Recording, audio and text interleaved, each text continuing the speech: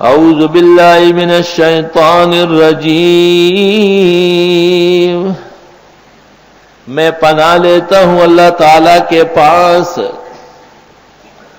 شیطان مردود سے، نہ بخار سے، نہ نزلے سے، نہ دل کی بیماری سے، نہ کینسر سے، نہ فالج سے، نہ کسی اور عذر سے، لیکن وہ خطرہ جو ایمان و اعمال و انجام کا ہے وہ شیطان سے ہے۔ اعوذ باللہ من الشیطان الرجیم، اعوذ میں پناہ مانگتا ہوں۔ آپ اور ہم بھی کہتے ہیں، شیخ عبد القادر جیلانی بھی فرماتے تھے، حضرت علی رضی اللہ تعالیٰ عنہ بھی فرماتے تھے کہ اعوذ باللہ، اور محمد الرسول اللہ صلی اللہ علیہ وسلم اور تمام انبیاء بھی فرماتے تھے کہ اعوذ باللہ۔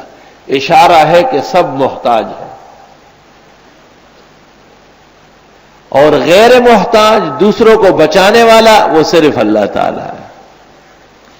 تو نہ زندہ، نہ مردہ، نہ ولی، نہ نبی، نہ پیرانی پیر، نہ علی المرتضی، نہ محمد یا ربی صلی اللہ علیہ وسلم، نہ کوئی اور نبی اور رسول، کوئی کسی درجے میں بھی بچانے والا نہیں۔ وہ تو خود فرماتے اعوذ باللہ، میں پناہ میں آنا چاہتا ہوں اللہ تعالیٰ کے ہاں من الشیطان الرجیم۔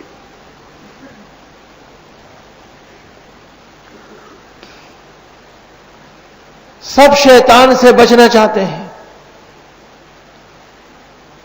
حضرت صلی اللہ علیہ وسلم نے ارشاد فرمایا کہ تم میں سے ہر شخص کے ساتھ ایک قرین سو ہے اور ایک قرین خیر ہے۔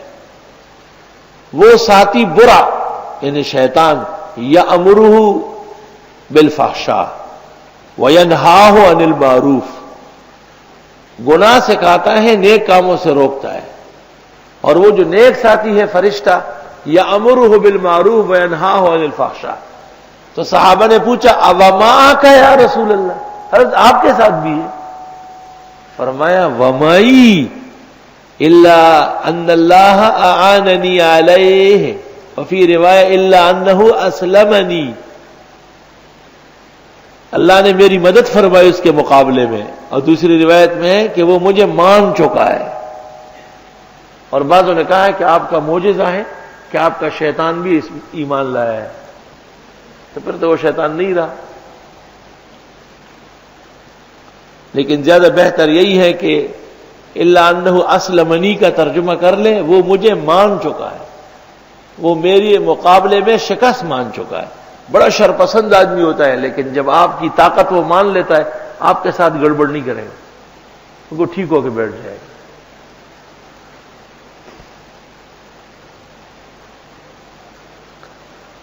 تو اولیاء اور انبیاء، اولین اور آخرین، احیاء اور اموات،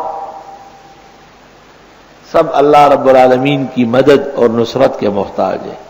اعوذ باللہ من الشیطان الرجیم۔